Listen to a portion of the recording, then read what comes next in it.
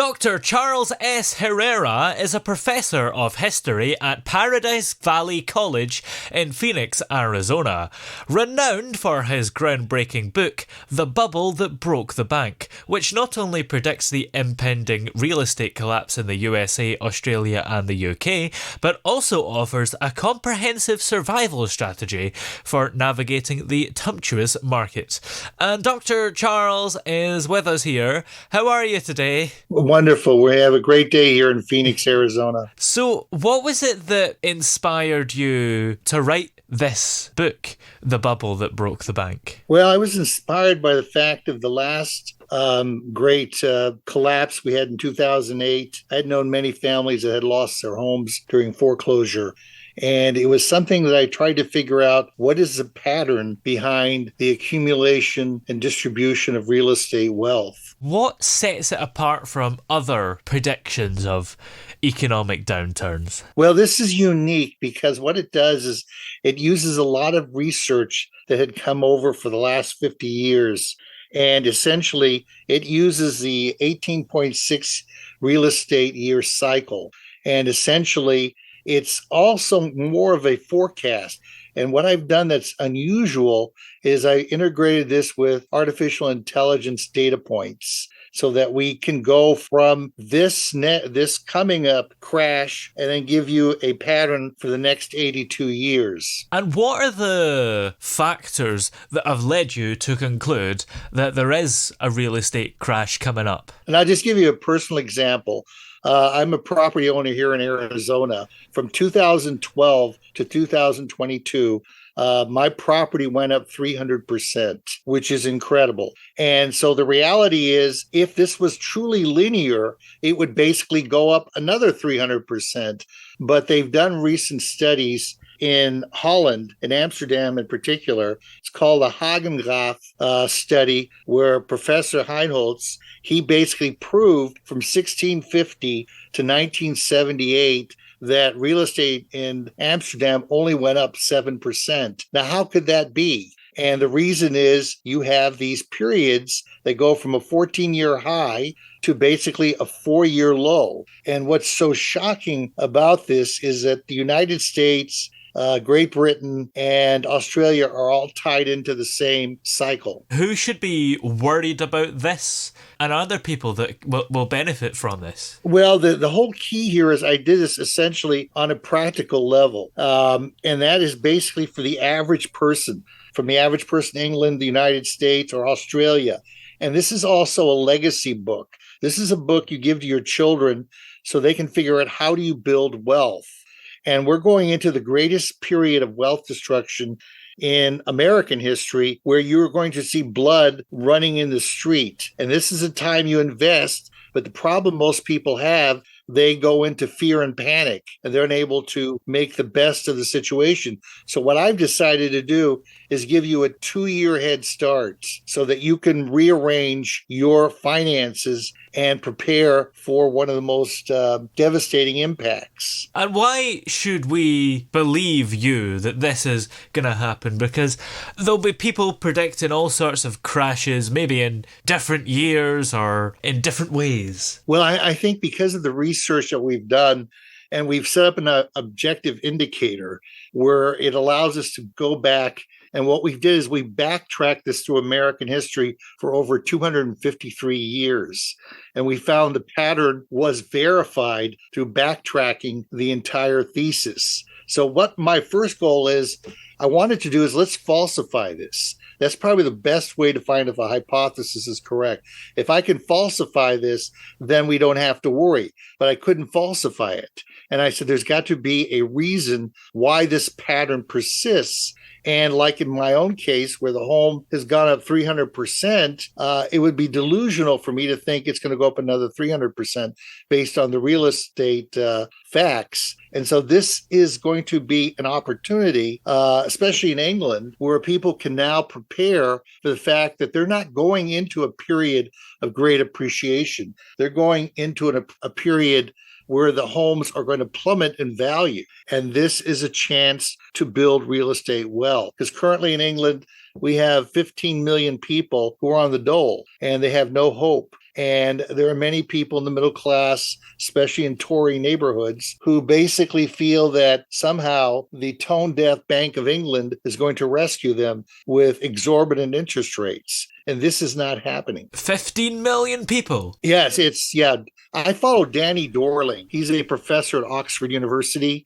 He's quite a interesting individual, and he basically is outlined a lot of the dilemmas that the average person in England is facing. And when you say 15 million people in England on the dole, is this including people who are still quite comfortable? They're maybe just receiving child benefit, or maybe it includes pensions, or is this people who are actually living purely from the dole? I think it's a combination. I call it the Blackpool phenomenon. Are you familiar with Blackpool in Northern England? Of course, yes. Yeah, and Blackpool phenomena, that will be spreading through England, especially in the northeastern area, because we're having mortgages that can't be refinanced. People cannot obtain homes, especially in Wales and Northeast, where 6% of the households are insolvent.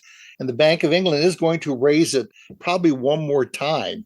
And what's happening is this: John Maynard Keynes, who's a great economist, he basically rescued the United States out of a depression by using excessive capital to prime the pump. Well, what's happening now with the Bank of England? They're sucking all the capital out of the real estate market, and it's creating a state of fear and trembling to the point where people are not sure what to do. So they have lost their nerve. Why is it called the Blackpool phenomena? Because it's going to be a spread of poverty throughout England. Because what happens with the crash that usually is not talked about is not only is the real estate industry hit, but it's auxiliary industries, from realtors, from mortgage brokers, regional banks, non-banks, title companies, property developers, flippers, construction engineering, tool makers, furniture makers.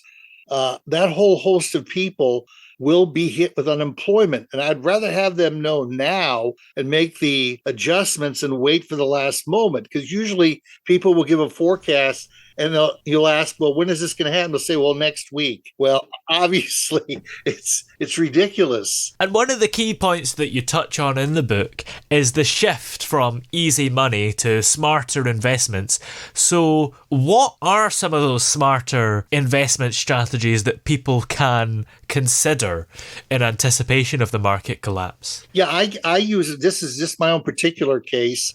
But for shorting the American market, I tell them to go to DRV, which is a 3x short of the American market. And then shorting the Chinese market, I'm interested in Yang, YANG. And then for probably the punter's dream is called TMF. And that is the 20-year bond. Right now it sits about $4, $4.50. And that should go up to $30, $40, because right now, what's keeping that price so low is the fact that eventually is that the interest rates are too high. But when they start collapsing, all of a sudden, everything's reversed. And I think that's one of the things. And then the other thing is, if you are truly interested in getting real estate, because real estate and property are basic to your identity, you have to plan now to take a look at what areas would you want to buy in. And it may not just be in England. It may be in the United States. Look at Las Vegas and Hawaii. Yeah. These two areas are going to be glimmering, shining, because of the fact that they are going to be hit severely hard because they're tourist-based. Yeah. Well, they've actually experienced significant tourism collapses. So how do you foresee the recovery of these regions, and what measures do you think that local economies can take to adapt to these changes? Well, what I do, what's novel about the book, I give you an objective time schedule. So it's like a timetable waiting for a train to come and leave. And you'll use that timetable to build your next fortune. And so you'll be able to use the 4 years of the decline to become very defensive. And then the 7-year rebuilding is where you start becoming more offensive. And the period like we went through from 2012 to 2022, that's when we're looking at going into peak real estate. And that seems to be the pattern in the United States. And it seems to be a pattern that is pretty much aligned with England, which I find fascinating because England is sort of at a crossroads and they are really interested in making changes. But the problem with the government's orientation is it will not create real estate wealth for the individual. What is your own background in real estate? Well, I've been trading real estate for the last 10 to 15 years because I currently, my main passion is teaching and research, but I've been in real estate for 10, 15 years. And so one of the things that I do with the book, when you buy the book, I give you 100 years of experience where you can go on YouTube and I list the latest experts who give you updates to the book. And that's free of charge. And so essentially, after you read the book, you say, well, what do I do next? Well, you follow the YouTube experts and you will get day-to-day, up-to-date data that we have never been able to do because usually a book goes out of circulation and it becomes kind of a passing antique. But this book is designed to be a legacy book for you and your family because that is the only way that you are going to accumulate wealth and work your way out of poverty and out of what we would call the Leeds Working Men's Association. You mentioned that part of your background is in education and helping people, and your current role is a professor of history at Paradise Valley College. So can you tell us a bit about your role there? Yeah, I instruct in Western civilization and economics. And so I spend a lot of time on dealing with a lot of contemporary issues, especially with Europe, because I'm originally from Germany. And in Germany, they don't have the same dilemmas in real estate that we have in the United States. Because after World War II, a lot of them settled into more of apartments and rentals. So we have probably in Germany less than 50% that own their home. That's quite remarkable.